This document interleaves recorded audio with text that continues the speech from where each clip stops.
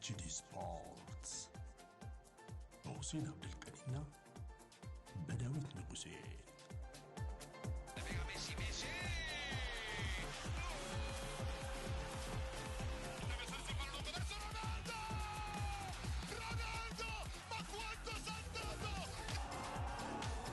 Champions again! HD Sports ተናስተልን አድማጭ ተመልካቾች እንዴት ናችሁ ብለናል። የቅዳሜ ማለዳ ዝግጅታችን ተጀመረ። ኤችዲ ስፖርቶች ነን። ተወዳጁ ብስራት ኤፍኤም 101.1 እንዲሁ ኤችዲ ዩቲዩብ ላይ የምትከታተሉት ፕሮግራማችን ነው። በአካል ዳንኤል ከኔ ጋር ቆይታ ያደርጋል። 45 ደቂቃዎችን ነው ቆይታ የምናደርገው። አርጀንቲና እንግዲህ በታምር ትናንት ተርፋለች። ቡድኑ በእርግጥም ሊዮኔል ሜሲ ላይ በስፋት የተንተራሰ የመምሰሉ ነገር እየታየ ነው የሚገኘው። ኬፕ ቨርዲ ግን እጅግ አስደናቂ አፍሪካ ቲም መሆኑ በድጋሚ ታይቷል። ለአንዳንዶች በዚህ ውድድር ድረስ ቢሄዱ ምን ይደርሳሉ፣ የት ይደርሳሉ የሚል ጥያቄ ይነሳ ካልሆነ በቀር እዚህ ጨዋታ ላይ ያስቆጥሯቸው ንጹህ ጎሎች፣ የተከላከሉበት መንገድ በርካታ ነገር ተብሎ ሊጠቀስ የሚችል በጎ ነገር ነበራቸው። አርጀንቲና ግን ከዚህ በኋላስ ቢሄድ እንዴት ነው የሚል ጥያቄ ይነሳል። ለአንዳንዶች በርካታ ምክንያቶች ሊጠቀሱ ይችላሉ። ያየነው እናነሳለን ትናንትና ይህንን ጨዋታ በተመለከተ።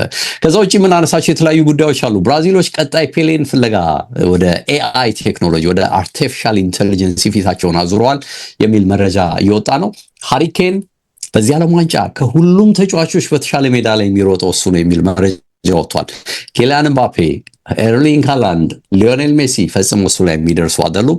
ይህም በቁጥር ተደግፎ ወጥቷል። ከዛ ውጭ እንግዲህ የዝውውር ጉዳይን በተመለከተም የምናነሳው ነጥብ አለ። በነገራችን ላይ እንግዲህ ባርኮላ በእርግጥ ሊዛወር ከሆነ ዋጋው ከ116 ሚሊዮን ፓውንድ ከፍ ሊል ይገባል ወይም እዛ አካባቢ ነው የሚል ነገር ወጥቷል። እንግዲህ ይህንን እያነሱ ያሉት እንግዲህ ለአንደርሰን ዝውውር የወጣውን ትልቅ ሂሳብ መነሻ በማድረግ ነው። በእርግጥ ይሄ ነገር ምን መልክ ይኖረዋል? አርሰናልስ ይህንን ዋጋ አውጥቶ ተጫዋች ይገዛል? ሀሳብን ሰነዝራለን ከዝውውር ጋር እያይዘን። በአካል እንዴት ነህ ብያለሁ። አለን ዴቭ፣ እንዴት አለ? አድማጭ ተመልካቾቻችን እንዴት ናችሁ ብያለሁ። የአርጀንቲና ሃንጎቨር እንግዲህ መቼም ባክ ቱ ባክ ይህን ዋንጫ ይወስዳሉ ተብሎ ግምት ተሰጥቷል። በቀዳሚነት ግምት የተሰጠው አሁን ውድድሩ ላይም እያየነው ካለው ጉዳይ መነሻ ለፈረንሳይ ነው። እሱ እንዳለ ሆኖ ግን በውድድር ሂደት ላይ መቼም ቡድኖች እየጠነከሩ ሲሄዱ ለዋንጫ ሊቀርቡ ሲንደረደሩ የሆነ የሚሰጡ ፍንጭ አለ። አርጀንቲና ትናንት ይሄን አልመሰለም አይደል? አላቅም። በብዙ መለኪያዎች ብዙ እንከኖች የነበሩበት አርጀንቲና ነው። ኦፍኮርስ እድል ተፈጥሮ ጎሎች ባክነዋል ሊባል ይችል ይሆናል። ያም ሆኖ ግን ይሄ ቡድን የዓለም ሻምፒዮኑ ቡድን መሆኑን ስታስብ የገጠማት ደግሞ ትንሿን ኮትዲቯር ምናልባትም ግማሽ ሚሊዮን የማይሞላ ሕዝብ ያላትን ኬፕ ቨርዲ መሆኑን ስታስብ ይቅርታ ኮትዲቯር አልኩ መሰለኝ። እሱን ስታስብ አስገራሚ ነገሮች አሉት እና የእውነት በተለይ ይሄ አፍሪካዊ ቲም በጣም የሚያኮራ ነገር ሰርቶ የወጣበትን አጋጣሚ እኔ በግሌ ከአርጀንቲናዎች ይህንን ጨዋታ በስተመጨረሻ አሸንፎ ማለፍ ይልቅ ትኩረቴን የሳበው የኬፕ ቨርዲዎች ጀግንነት ነው ብል የተሳሳትኩ አይመስለኝም። እንዴት አየኸው? ይህ ጨዋታ እንግዲህ ዴቭ በጣም እንደዚህ አልተጠበቀም ነበር አይደል? እኔና አንተ እንኳን የቀረጻ ሰዓትን በ30 ደቂቃ የገፋ ነው እንደተመለከት ነውና ኦልሞስት በ90 ደቂቃ ያልቃል ብለህ የምትገምተው አይነት ጨዋታ ነበረ። የአርጀንቲና ደግሞ የእስካሁን አመጣጥን ስታይ ሜሲ እንዴት ቡድኑን ተሸክሞ እየመጣ እንዳለ ሌሎቹም ተጫዋቾች ደግሞ የማገዝ ነገራቸውን ምናምን ታይና ፍጹም በቃ ያልተጠበቀ ምናልባት ምንም መጠበቅ አይነት ነገር ስለሌለ ሊሆን ይችላል። አሁን ሞሮኮ ከኔዘርላንድስ የነበረው ጨዋታ አንዳሽ ነገር ከሞሮኮ ጠብቅ ስለነበር ብዙ እንትን አላልኩም። በቃ ይሄ በተፈጠረው ነገር ብዙ አልተገረምኩም። በጨዋታ ብልጫቸው ምናምን የሞሮኮ አላስገረመኝም ነበረ። ይሄኛው ግን ምንም ያልጠበቅነው ነው። እንደውም 2-3 ጎል ሜሲ ስንት ነው አሁን ከኢምባፔ ጋር የሚኖረው የከፍተኛ ግብ አስቆጣሪ ለመሆን ስንት ግብ ነው ማስቆጠር ያለበት፣ ስንት ግብስ ሊያስቆጥር ይችላል እያልክ እንደዚህ አይነት ሂሳብ ውስጥ የምትገባበት ነው እንጂ ካቦ ቬርዴ ለእንደዚህ አይነት ነገር ትመጣለች ተብሎ በፍጹም ያልተጠበቀ አይነት እንቅስቃሴ ነበር። ሁለት ጊዜም ቢመሩ በጣም ሬዚሊየንት ናቸው ዴቭ። ኮሜንታተሩ ምን ሲል ሰማሁትኝ ዴቭ፣ ልክ ሜዲና የግራ መስመር ተጫዋቹ ተጎድቶ ሲወጣ ያለው የሚያሚን የሙቀት ሁኔታ ነውና የሚያሚ የሙቀት ሁኔታ ለእንደዚህ አይነት ጉዳቶች ይዳርጋሉ እያለ ሲያነሳ ነበረ። ግን ሙቀቱ ለሁለቱም ነው ዴቭ፣ ለአርጀንቲናም ለነዛም ነውና የአርጀንቲናውያን በጣም ወርዶ መታየት ብዙዎቹ ተጫዋቾች ዴቭ የሚመስለኝ እንደው አሁን ለነሱ ኤክስኪውዝ ለመፍጠር ምናምን ሳይሆን ግን ድክመታቸው የታየው እንደዚህ አይነት ይሄ ፊዚካል የሆነ ጠንከር ያለ ኮምፓክት የሆነ ቡድን ክፍተት የማይሰጥ ቡድን ሲገጥማቸው ከዚህ በኋላም ሊቸገሩ እንደሚችሉ ያ ደግሞ የውድድር ዓመቱ ረጅም ጉዞ ያደረጉ ብዙ ተጫዋቾች አሉ። ብዙ ጨዋታዎችን በቋሚነት ጀምረው ቡድናቸው ውስጥ የሚጨርሱ ተጫዋቾች እንዳላቸው ታያለና የከፍተኛ የድካም ነገር በአርጀንቲና በኩል የተመለከትን ይመስለኛል። ከአየር ጸባዩ ውጪ የአርጀንቲናውያን ተጫዋቾች በጣም ፊዚካሊ በጣም ዘጭ ብለው የቀረቡበት ጨዋታ ይመስለኛል። ከዛም በተቃራኒም ደግሞ እንደዚሁ በኬፕ ቨርዴ በኩል ደግሞ በጣም ፍሬሽ የመሆን ነገር የሚጎላቸው ነገር እንዳለ ታያለ። ይሄ አሁን የአርጀንቲናውን ግብ ጠባቂ በቃ የአርጀንቲናውን ግብ ጠባቂ የሚያስጨንቁ ተደጋጋሚ የግብ ዕድሎች ምናምን የለም፣ ግን ባላቸው በአቅማቸው እንዴት ጌሙ ማኔጅ አድርገው እንደሚችሉ አሳይተዋል። በቃ ያ የግንባር ኳስ እንትን ባይል ጌሙ እነሱ በሚፈልጉት መልኩ እየሄደላቸው ነበር። አሁን ጨዋታው እስከ 110ኛው ደቂቃ ድረስ ወይም 3ኛው ግብ እስኪቆጠር ባለበት ድረስ የማን ስትራቴጂ ወይም የማን እቅድ ነበረ በትክክል እየሰራ የነበረው ተብለ ብትጠየቅ እኔም የኬቨርዴዎችም የኬቨርዴ ብለን የምንመልሰው ዴቭና በጣም ግሩም የሆነ የጨዋታ ስትራቴጂን ነድፈው በራሳቸው መንገድ አርጀንቲናን ለማቆም የሄዱበት ደግሞ ይሄ የአርጀንቲና ቡድን በእድሜም የገፋ መሆኑን መርሳት የለብንም። ያው ሜሲ አለ እዚህ ቡድን ውስጥ፣ የላውታሮ ቀላል አይደለም፣ ክርስቲያን ሮሜሮ የግብ ጠባቂ ኦፍ ኮርስ ግብ ጠባቂው ይሄ አውትፊልድ ፕሌየር ስላልሆነ ብዙ እንደዚህ አይነት ነገር ላታነሳ ትችላለና እነ ታግሊያፊኮን ተጠባባቂ ያደረገ ብዙ የማይጠቀምበት አይነት ቡድን ነውና በጣም ኤጂ የሆነ ብዙ ሳይክሉን እያጠናቀቀ ያለ፣ በተቃራኒው ደግሞ ወጣቶችም እዚህ ቡድን ውስጥ ያሉት ቡድን ሆኖ ተመልከተናል። ትኩረቴን የሳበው መጨረሻ ላይ አይተዋል ዲየጎ ሲሞኔ ዛንትኑ ላይ ያለ ነው የመሰለው ስሜት ነበር የሚቁነጠነጠው። የሀገር ነገር መቼም የልጁ የመጫወት እድል ባይሰጠውም የልጁን 17 ቁጥር ማሊያ አድርጎ ጨዋታውን አሜሪካ ተገኝቶ ሲከታተል ተመልከተናልና ለሁሉም አርጀንቲናውያን ጭንቀት ነበረ። መጨረሻ ላይ እንደውም አሁን ትንሿ ኬፕ ቨርዴን ገጥመው ነው ምናምን ትላለህ። አሁን የክርስቲያን ሮሜሮ ኦፍ ኮርስ የገጠማቸው ትግል በጣም አደገኛ እንደሆነ የሚያሳይ የደስታ አገላለጽን ከዚህ ተጫዋች ጋር የተመለከተን ይመስለኛልና አርጀንቲና በጣም ተቸግራ እንግዲህ አበሷን በልታ ልትል ትችላለህ። እንግዲህ ዋጋው ቀላል አይመስልም። 120 ደቂቃ በቀጣይም ከግብጽ ቁጭ ብሎ እንግዲህ ሌሰንን ለሚወስድ ቡድን እንግዲህ ግብጽ ነው ኦፍ ኮርስ በቀጣይ የሚገጥማቸው ምን ማድረግ እንዳለበት በደንብ ኬፕ ቨርዴዎች ሌሰን ሰጥተዋል። አትሌቲክ ናቸው፣ አይለግም፣ ሲበዛ ጉልበት አላቸው፣ ሲከላከሉ በጣም ኮምፓክት ናቸው። የሚገርም አይነት አቅም እንዳላቸው ነው በደንብ ያየነውና ዝም ብለህ የተሰራባቸውን ስራ ስታይ ሱፐርስታርስ የምትለው ምናልባትም ደግሞ እጅግ በጣም ልዩነት ፈጣሪ አንድ ሁለት ተጫዋች ቢኖር አይዘር ሚድፊልድ ላይ ወራ አጥቂ መስመር ላይ ጥሩ ፕሌይ ሜከር እና አሪፍ አጥቂ ቢኖራቸው ብለህ ነው የምትገምተው። ኳሊቲ አይደል? በቃ ኳሊቲ ጎደለው ብለህ ነው እንጂ የምትገምተው። ሁሉንም ነገር አሳይተውናል። በግሌ ማለት ነው ከጠቀስነው እንከኖች ከጠቀስነው ድሎች ደጋግሞ የመፍጠር ነገር አላሳዩንም። ኦፍ ኮርስ ግን ያስቆጥሯቸው ጎሎችን ስታይ ደግሞ ጀኒውሊ ንጹህ በሆነ መንገድ በተለይ ሁለተኛው ጎል ኳሊቲን ስታይ ደግሞ እጅግ አስደናቂ ነው። ኦፍ ኮርስ ልጁ ሮጦ ገርል ፍሬንዱን ፍለጋ የሄደበት መንገድ እጅግ ቢበዛም ማለት ነው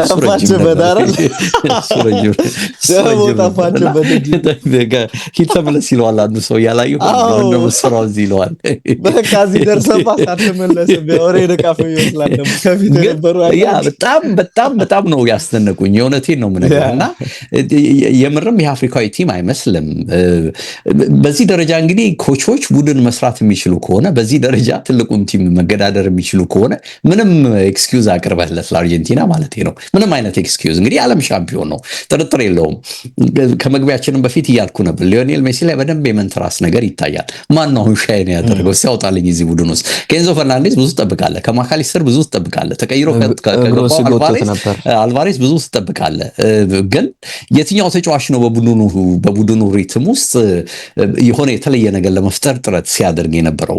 በተለይ ደግሞ የአርጀንሲ አንተ እኮ ሁለተኛውን ጎል አግብተህ ሊመጡ እንደሚችሉ ግምት የምትወስድ ከሆነ የፈለገ ጫና ቢኖርብህ ሶስተኛውን ጎል አስቆጥረህ ጌሙን ለመግደል ነው ጥረት የምታደርገው። ፈጽሞ ምንም አይነት የዚህ ተነሳሽነት የለውም ነበር አርጀንቲና እና ጎሎች ሲቆጠሩ ነው ልክ ሲመጡ ነው የተወሰነ ለመንቀሳቀስ ጥረት የሚደረገውና በዚህም ሂደት ውስጥ እንግዲህ ግጥምጥሞሾቹ መጡ እንጂ የቴስታውን ኳስ በእጅ ተደገፈ። በተወሰነ መልኩ እኮ የኬፕ ቨርዲው ተከላካይ በእጅ ደገፍ ማድረጉ ወደ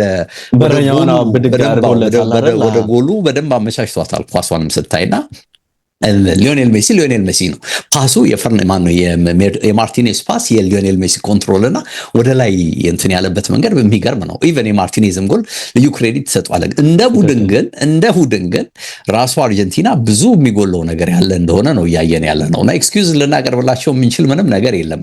እንደውም አንጋፋው ሜሲ እኮ ተሻለ። በመጨረሻ ተጫዋቾቹ በሙሉ ሜዳ ላይ እኮ ዝልፍልፍ ብለው ሲወድቁ እሱ ነበር የኬፕ ቨርዲ ተጫዋቾችን ሰላም ለማለት በቃ ጨዋታው አልቋልና ብሎ ይሄ ስፖርታዊ ምንድነው ጨዋነቱን ለማሳየት ጥረት ሲያደርግም የነበረው አንጋፋው እሱ ነውና እጅግ የሚገርም ነው የአርጀንቲናኖች የአቅም ደረጃ። ይሄንን ጌም ለመቆጣጠር ያደረጉበት ይሄን ጌም ለመጨረስ የበላይ ለመሆን ያደረጉበትን ሂደት ስታይ አርጀንቲናን ፈጽሞ የሚመጥን አይደለም። እንዳልከው ግን የኬፕ ቨርዲዎችን በጎ ነገር አለማንሳት አይቻልም።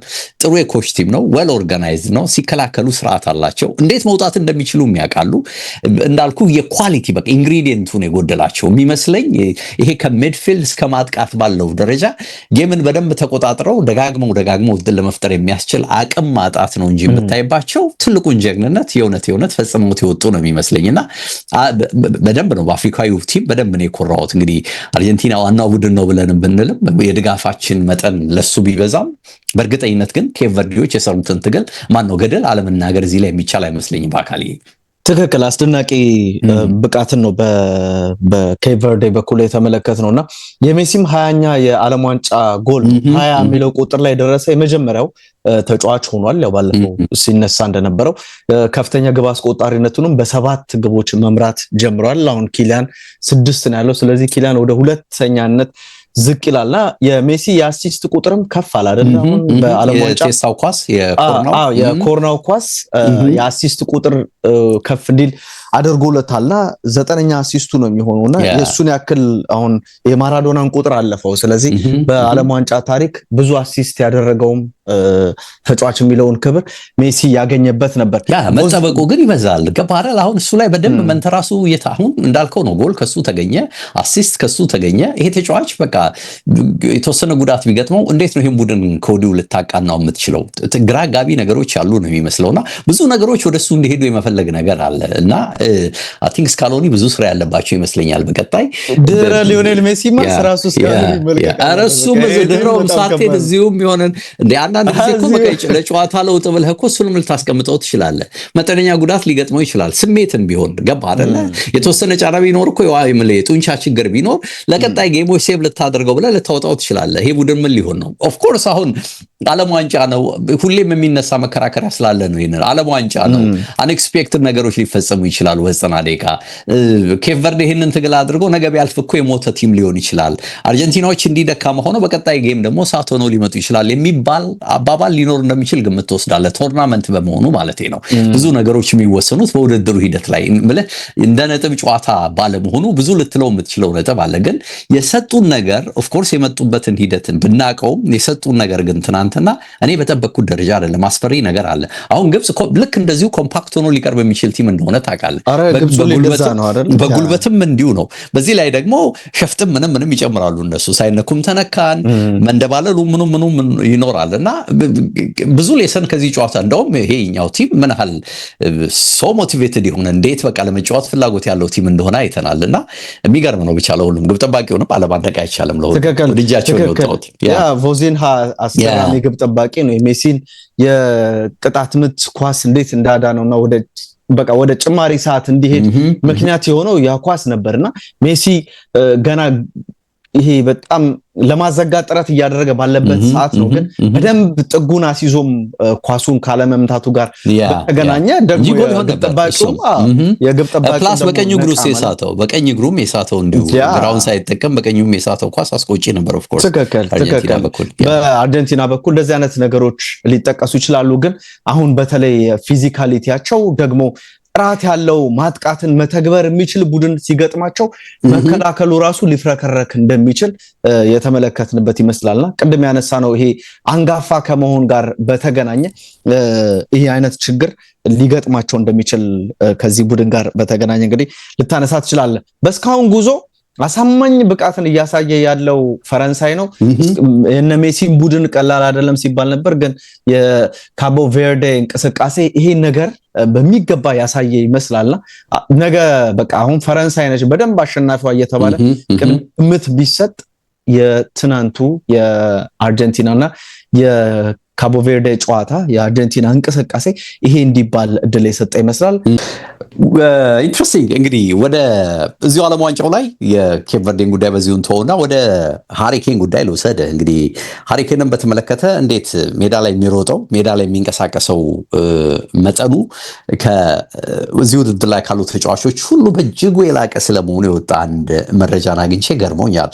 የእውነትም ይሄ ተጫዋች በቃ የምርጥ ብቃቱ ጣሪያ ላይ እንደሚገኝ በሁሉም ማንጸሪያዎች ቀርቦን ያየሁትና ትኩረቴን ስቦታልና እንደ ተጫዋች በቃ በሁሉም ረገድ ሙሉ የሆንኩ መስሎ የሚሰማኝ ሰዓት ላይ ይገኛለው የሚል አስተያየትን ሰጥቷልና በቃ የሚሮጠው ሜዳ ላይ የሚሮጠው መጠን ነው አጠቃላይ እንቅስቃሴውን ለክተው ታቀርበዋል። በተለይ ከሊዮኔል ሜሲ ከኪሊያን ምባፔ ከኤርሊንግ ሃላንድ አነጻጽረው ያቀረቡበት መንገድ ትኩረቴን ስቦታል።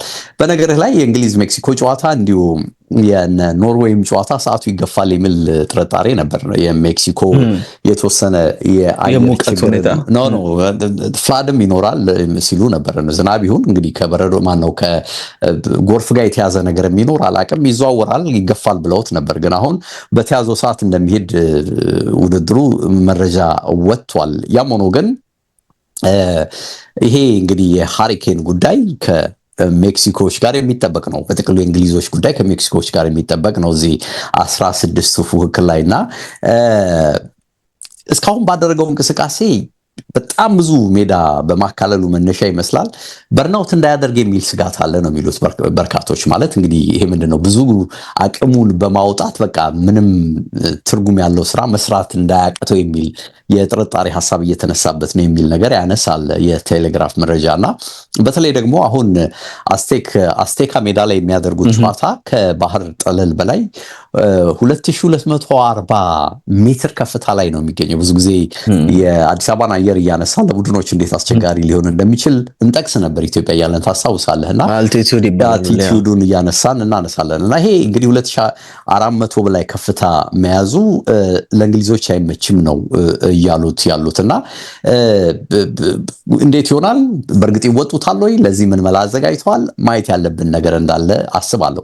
የፊፋ ቴክኒካል ሪፖርትን መነሻ አድርጎ ግን ከሃሪኬን ጋር ከ32 ዓመቱ ተጫዋች ጋር በተያዘ የወጣው አጠቃላይ የአራቱ ጨዋታ ሜዳ ላይ የሸፈነው ርቀት 43443 ሜትር ተጉዟል ይላል ሜዳ ላይ በአራቱ ጨዋታዎችና ይሄ ማለት እንግዲህ የእንግሊዝ ቶፕ ስኮረር ብቻ ሳይሆን 5 ጎሎችን በማስቆጠር በዚህም ሜዳ ላይ በርካታ ርቀትን በመሸፈን የቡድኑ ቀዳሚው ተጫዋች ስለመሆኑ ነው መረጃው የሚያትተው።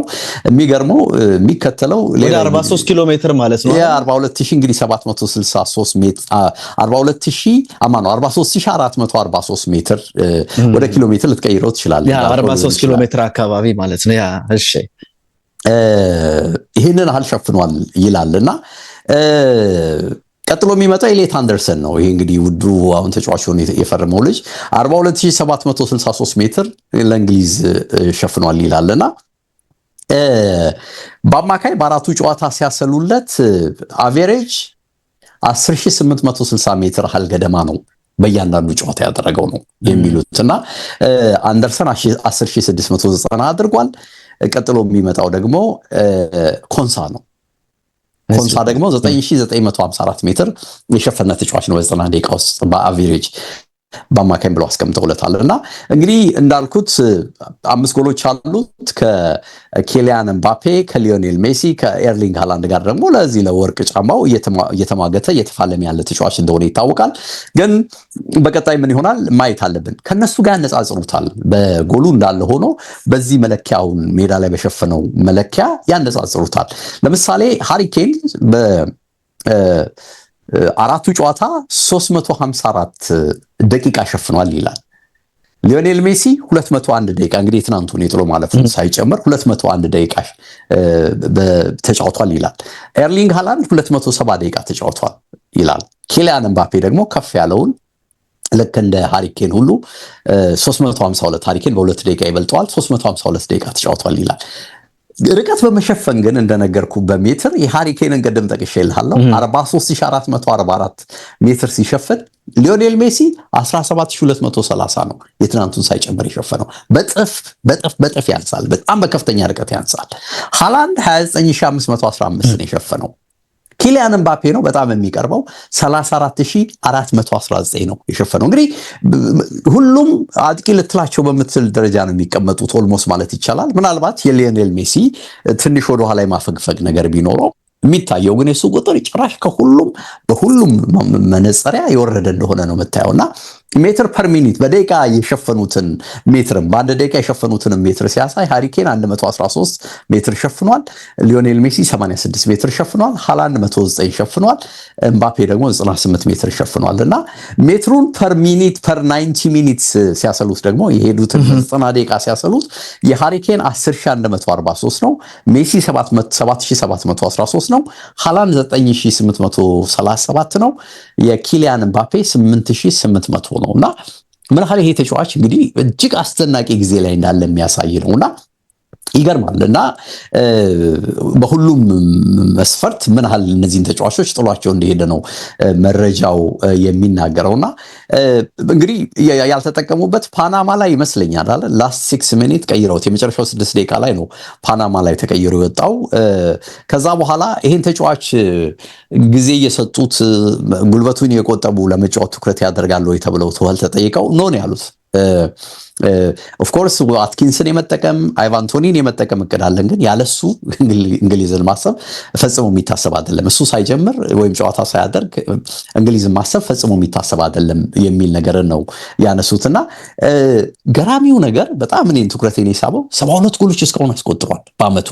የሚገርም ቁጥር ነው ለአገሩና ለክለብ ማለት ነውና እንዳልኩት ልክ መግቢያው ላይ ቀደም የእግር ኳስ ህይወቴ ቤስት ፎርሙ ላይ ቤስት ኮንዲሽኑ ላይ የምገኝበት ሰዓት ነው ይላልና ካለፈው ጊዜ ይላል ካለፈው አመት ወይ ምርጤ ከምለው ጎል ሪከርድ በ20 ከፍ ብዬ የመጣውበት ነው ብሏል። እንግዲህ 72 ደረሰ ማለት 52 ነበረ ትልቁ የኔ አቺቭመንት ወይም ትልቁ ሪከርድ ተብሎ የሚቀመጠው ነው የሚለውና የሚሰማኝ ኦቨርኦል ፓኬጅ በቃ ሁሉም እኔን የሚመለከተው ነገር የተሟላ እንደሆነ ነው ማስበው ነው የሚለውና ሜዳ ላይ በገባው ቁጥር ሁሉንም ነገር እንደማሳካ የተሰጠኝን እድሎች ሁሉ እንደማስቆጥር አድርጌ ነው ማስበው። አእምሮ ያሆነ ያንን ነው የሚነግረኝና በጣም በራስ መተማመኔ ጣሪያ የነካበት ጊዜ ላይ ነው የምገኘው የሚል መረጃን ሰጥቷል የተጫዋችና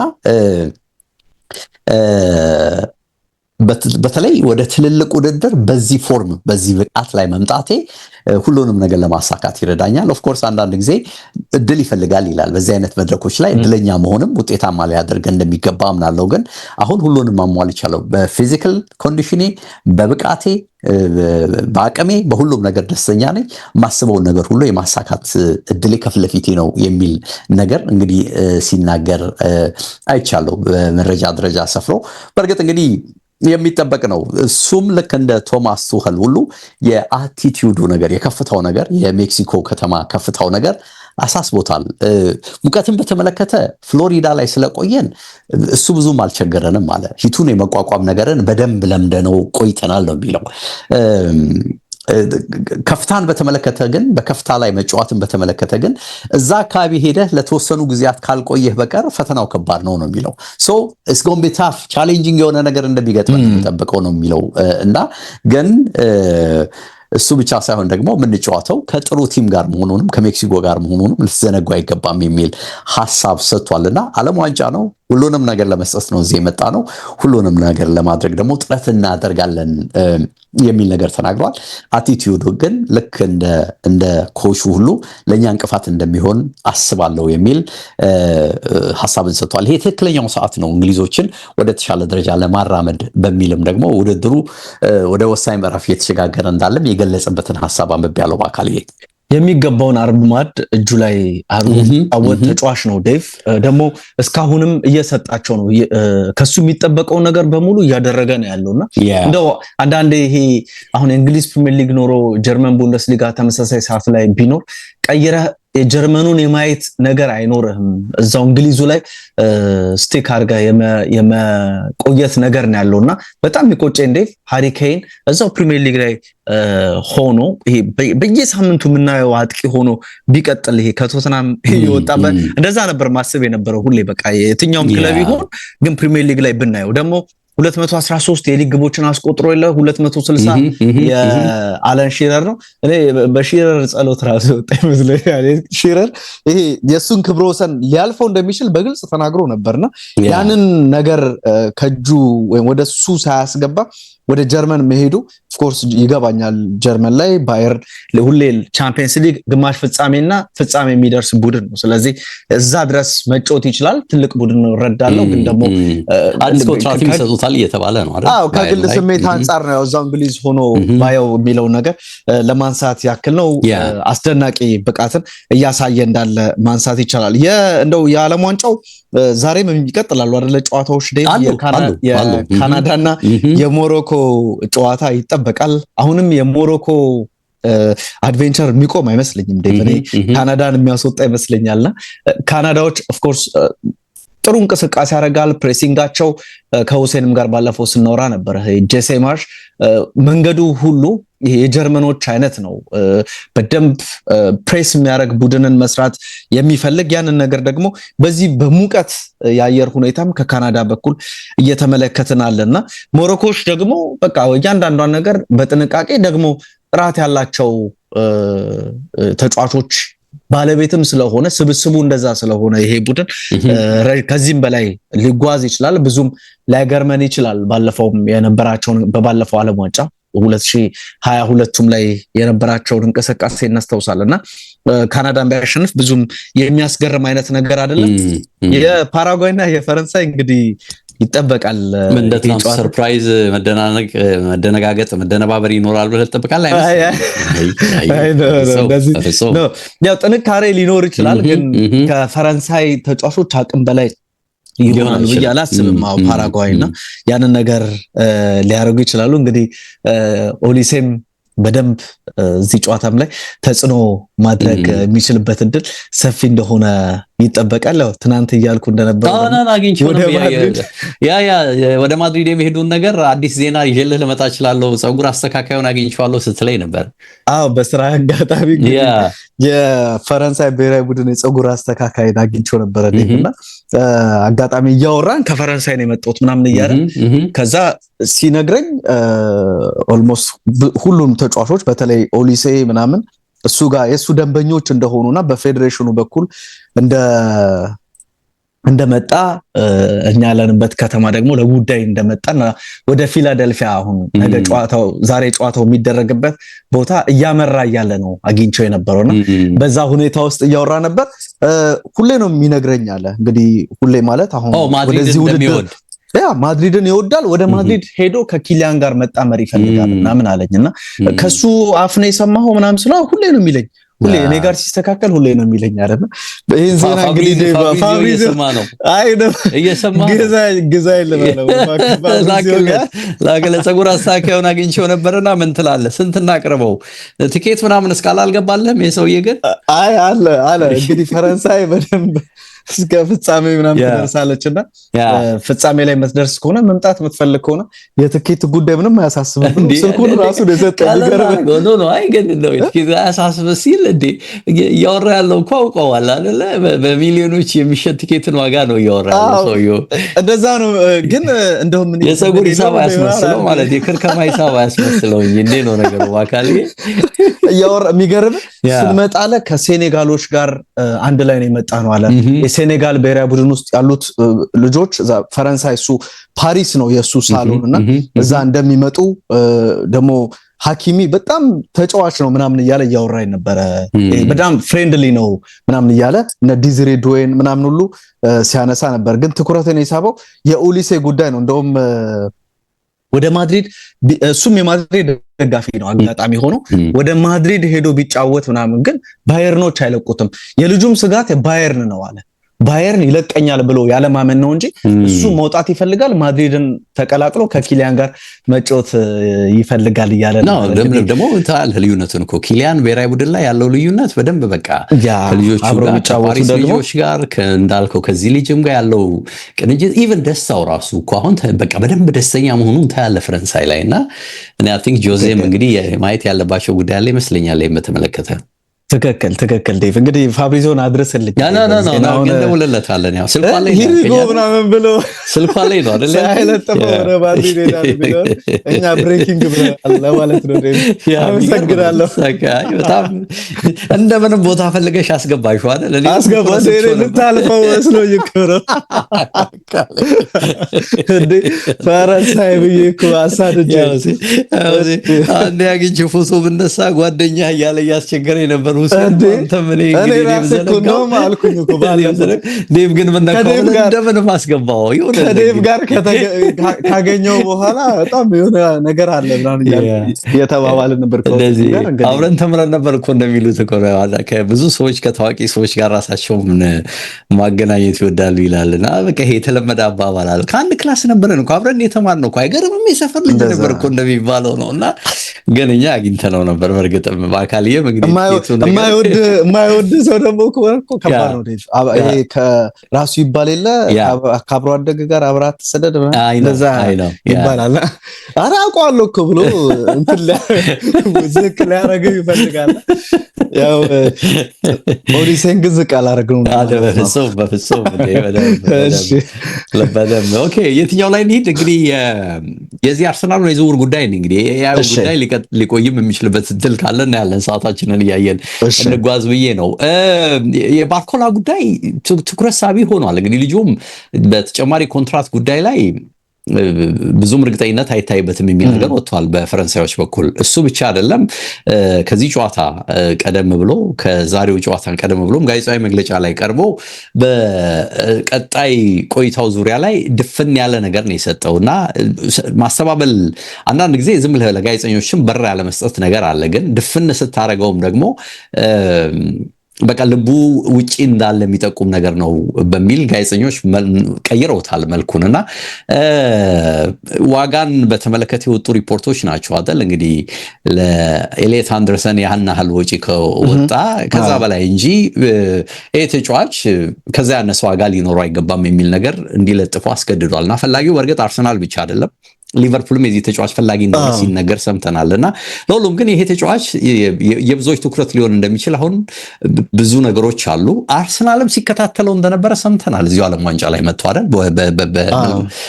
በራሱ በወኪሎቹ በኩል እንግዲህ ሲከታተለው እንደነበር መረጃ ወጥቷል። ምንድን ነው ያለን መረጃ?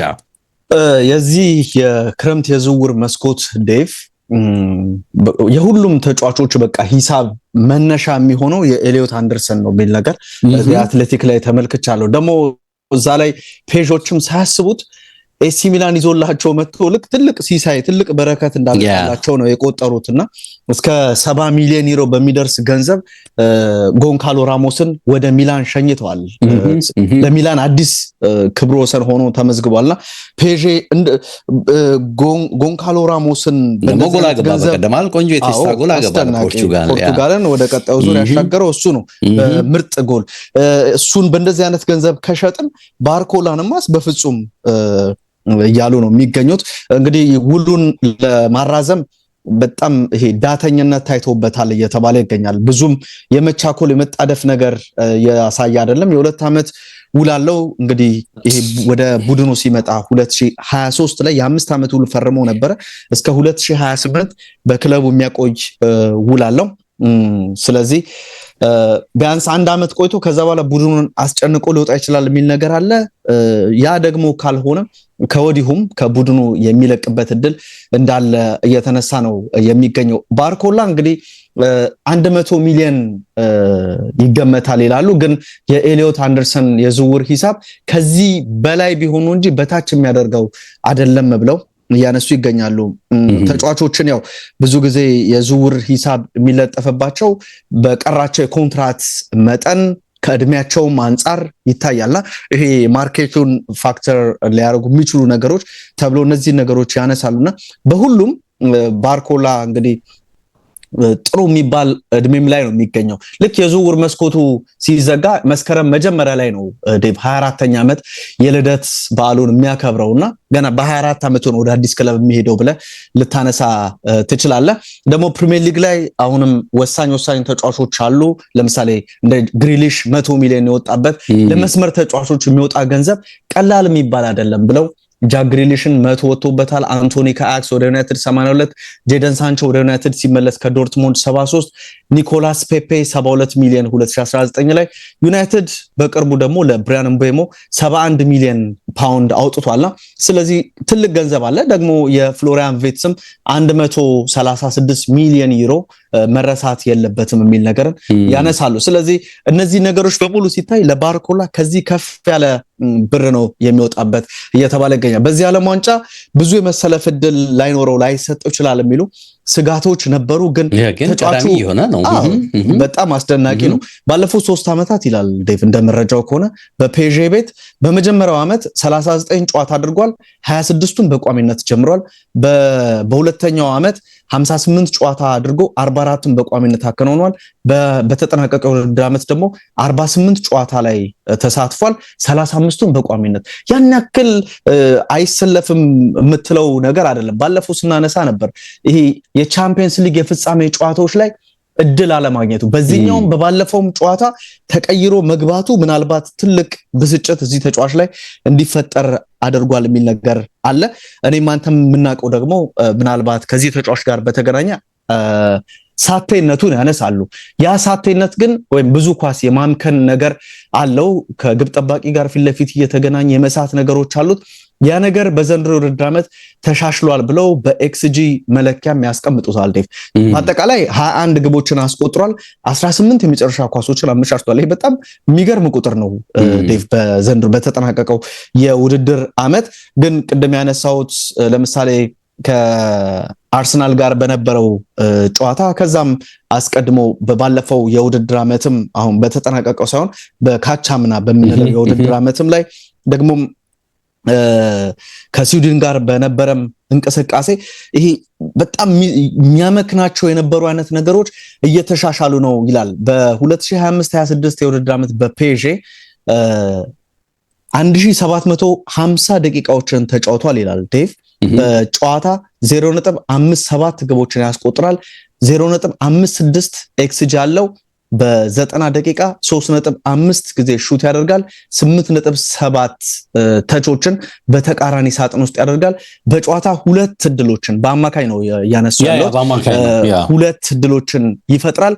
ደግሞ በጨዋታ ድሪብል የሚያደርገው 5 ነው ይላል ባለፈው የውድድር ዓመትና እያንዳንዱ ቁጥሮቹ ይገርማሉ።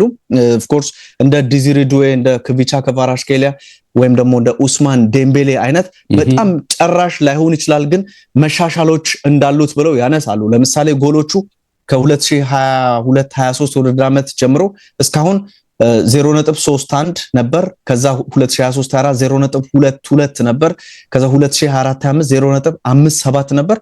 ባለፈው ውድድር ዓመት ደግሞ 0.57 ከአምናው ጋር ተመሳሳይ ነው። በ90 ደቂቃ የሚያስቆጥረው አሲስት የሚያደርጋቸውም ቁጥሮች በጣም ጨምረው ያሳያል። ዴቭ እንግዲህ ይሄ ኤክስፔክትድ አሲስት በሚሉት መለኪያ አጠቃላይ በተጠናቀቀው በ2024/25 የውድድር ዓመት 5.9 ኤክስፔክትድ አሲስት ነበረው። ከዛ ውስጥ 10 የመጨረሻ አሲስቶችን አቅርቧል ይላል ዴቭ። ቅድም ባነሳውት መልኩ ደግሞ እንግዲህ ባለፈው ደግሞ 4.5 ኤክስፔክትድ አሲስት ነበረው። አንድ አሲስት ነበር ከዛ አንድ ዓመት በፊት ማለት ነው በ2023/24 የውድድር ዓመት። አሁን ግን ቅድም ያነሳዋቸው 18 አሲስቶች አሉና እንዴት መሻሻሉ ትልቅ እንደሆነ እንደመጣ ሹት የሚያደርጋቸው ነገሮች በብዙ ለምሳሌ በክሮስ በማድረግ ከክሮስ እድሎችን በመፍጠር በጣም ዝቅተኛ ከሆኑት ተጫዋቾች አንደኛ ነው ይላል። በ90 ደቂቃ ዴቭ 0.3 ክሮስ ነው የሚያደርገው። እነ ሳካን ብሎ ያነሳል። ሳካ በ90 ደቂቃ 1.6 በአማካኝ ክሮስ ያደርጋል ይላል። በአጠቃላይ 40 ክሮስ፣ እሱ 5 ክሮስ ብቻ ነው ያደረገው አሁን ባለፈው የውድድር ዓመት ማለት ነውና እንዴት በሊጋው ማለት ነው በአጠቃላይ እንቅስቃሴ የነሳላ ምናምን እንደዚህ አይነት ነገሮችን ያስቀምጣል። ግን በዚህኛው የውድድር እንቅስቃሴ በዚህ በዓለም ዋንጫ ከዲዝሪ ዱዌ ጋር የፈጠረውን ግንኙነት ከኖርዌይ ጋር በነበረው ጨዋታ እንደዚህ አይነት ክሮሶችን ማሳየት ጀምሯል። ስለዚህ እዚህም ላይ መሻሻል ያስፈልጓል። መሻሻሎችንም ከወዲሁ እያሳየ ነው የሚገኘው የሚለውን ጉዳይ አንስቷል። ቅድም ያነሳ ነው አርሰናል ፈላጊ ነው የሚለውን ነገር ስናነሳ ነበር። ደግሞ አርሰናል ብቻ አይደለም የሚፈልገው ሊቨርፑሎችም እየፈለጉት ይገኛሉ የሚለውን ነገር በትልቁ ያነሱት ይገኛሉና አርሰናል እዚህ ከግራ ቦታ በተለይም የትሮሳር የእድሜ ሁኔታ አለ፣ የማርቲኔሊ ኢንኮንሲስታንት የመሆን ነገር አለና አርቴታ አንድ ክፍተት ካለበት ያንን ቦታ መጥቶ በቋሚነት የሚጀምር ተጫዋች ማስፈረም በቀጣይ የውድድር ዓመት የሊጉን ክብር ለማስጠበቅ ለሚኖረው ተጋድሎ እንቅስቃሴው ትልቅ ሊሆን ይችላልና እዚህ ቦታ ላይ ተጫዋች ማስፈረም ይኖርበታል የሚለው ጉዳይ አለ። እንግዲህ ፔዤ ይሄንን ተጫዋች የሚገምተው በትንሹ ከ116 ሚሊዮን በላይ ነው የሚል ነገር አለ። የሚገርም ነው። ትልቅ ሂሳብ ነው አይደል? በአካሌ የተጋነነ ሂሳብ አድርጌ ነው የማየውና በእርግጥ ይሳካል አይሳካም ለሚፈልጉት ክለቦች የሚለው ግን አንገብጋቢ ጥያቄ ነው እኔም በግሌ የሚመስለኝ። ግን የዚህ የኤሌት አንደርሰን ነገር በቃ ብዙ ነገሮችን እያፋለሰ እንደመጣ አይታይህም? ብዙ ነገሮች በቃ መለኪያው እሱ የሆነ እየቀረበ ነው የሚገኘውና እንግዲህ እንግሊዛዊ ተጫዋቾች እንደ መለኪያ የሚሆኑ ከሆነ እኮ አሁን አርሰናል ሌላው የሚፈልገውንም ተጫዋች ማን ነው ይሄ አስቶን ቪላውን ልጅ ስታነሳም በተመሳሳይ መልኩ ሞርጋን ሮጀርስ የሮጀርስም ዋጋ የተለጠፈው ይሄ ከሆነ ያኛው 130 መሆን አለበት ወደሚል ነው እየተሄደ ያለውና በቃ ገበያው ምን ያህል በተለይ እንግሊዛውያን ተጫዋቾችን ተከትሎ ኢንፍሌት እየሆነ እንዳለ ታያለህና ፔጄም ግዴታ ውስጥ አይገባም ተጫዋቹ። በተለይ እንግዲህ ይሄንን ምን የሚያሳሳው ወይም ደግሞ በገንዘብ ደረጃ የሚያሳስባቸው ነገር የተለየ አለ ብለህ መናገር ይከብዳልና እንዲህ በጣም የተጋነነ ዋጋ የሚጠራ ከሆነ እንግዲህ ወገቤ ሊሉ የሚችሉበት ድል ሊኖር ይችላል ብለህ ነው። ሊቨርፑልም አርሰናልም በዚህ ደረጃ ሪሊ ደፍረው እጅግ በተጋነነ ዋጋ ገበያ ውስጥ ይገባሉ የሚለው ጥያቄ በጥያቄነት እንዲነሳ የሚጋብዝ ሀሳብ ነው ይመስለው። በተረፈ ግን እንዳልከው አርሰናል ትሮሳርድን የመልቀቁ ነገር እርግጥ ወደ መሆኑ እየቀረበ ይመጣ ይመስላል አይደል? 10 ሚሊዮን ዓመታዊ በ4 ዓመት ስጡኝ በሚል አልተግባቡም እንጂ 7 ሚሊዮን ፓውንድ ዓመታዊ ደሞዝና የ3 ዓመት ኮንትራት ከቱርክ ክለብ ከፌነርባቼ ቀርቦለታል የሚል ነገር ስንሰማ ነበርና በደሞዝና በቆይታው ጉዳይ ላይ አለመስማማት እንጂ አርሰናልን ለቆ ሊሄድ ከጫፍ ስለመድረሱ መረጃ እየወጣ ነው።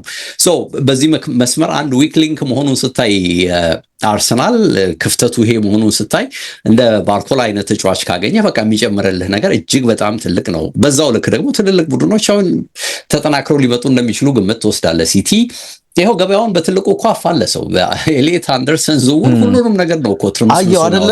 የሱ ዝውውር ላይ የተሳተፉት ሰዎች ቀጥተኛ ዝርዝሮቹና ፌራን ሶሪያኖ ናቸው እንጂ ነው ሁጎ ቫያና መስማማት አልቻሉም ነበር። እንደውም ኢቫንጀሎስ ማሪናኪስ የተባሉት የኖቲንግሃም ፎረስት ባለቤት ከዚህ ባነሰ ገንዘብ ለሌላ ክለብ ነው የምሸጠው፣ አነስ ካለ ገንዘብም ከመጣልኝ ለሌላ ክለብ ነው እንጂ ለሲቲ አልሸጥም የሚል አቋም ሁሉ ነበራቸው። በጣም ኢንተረስቲንግ ነገር አይቻለው ዴቭ። ትክክል። ግን ያው በቃ ገበያው ላይ ምን ያህል ትልቅ ተጽዕኖ እንደፈጠረ በተጨባጭ እያየን የምንገኝበት ሁኔታ ነው ያለውና አጓጊ ሆኖ የሚቀጥል የዝውውር እንትን ነው የሚመስለኝ የዚህ የባርኮላ የዝውውር ጉዳይና ምናልባት አርሰናል እንግዲህ ማርቲኔሊን ክለብ ውስጥ ለማቆየት ፍላጎት ሊኖረው ስለሚችል በሁለቱ መካከልም እንግዲህ ጥሩ የሆነ የፉክክር መንፈስ ሊፈጥር ይችላል። አንዳንዶች እንደሚሉት አሁንም ቀዳሚ ትኩረቱ እሱ አይደለም ሞርጋን ሮጀርስ ነው ይላሉ። ሪሊ አርሰናል ግን እንደ ሞርጋን ሮጀርስ አይነት ተጫዋች ነው ወይ የሚፈልገው ብለህ በግል ብትጠይቀኝ እኔ አይደለም የሚል ግምት ነው ያለኝ። ከመስመር የሚነሳ ሪሊ እንደዚህ ፈጣን የሆነ እንደ ባርኮላ አይነት ተጫዋችን የማግኘት እድል ቢገጥማቸው የተሻለ ይሆናል የሚል ግምት አለ። ግን ቀዳሚ ትኩረታቸው ሞርጋን ሮጀርስ ነው።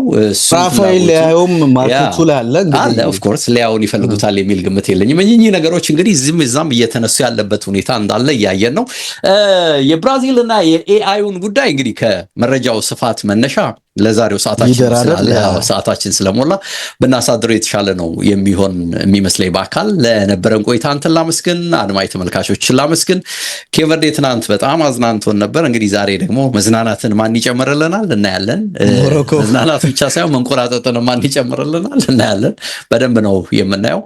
ለሁሉም ለነበረን ቆይታ አንተን ላመስግን፣ እንዲሁ አድማጭ ተመልካቾችንም አመስግኝ። እንለያይ በአካል። መልካም ጊዜ። አመሰግናለሁ። ሰላም ሁንዴ። መልካም ጊዜ ላንተ። ባይ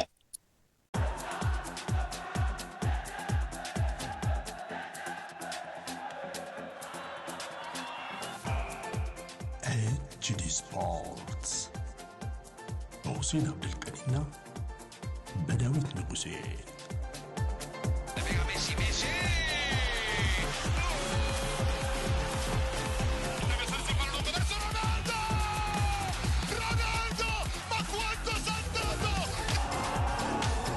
Champions again! HD Sports.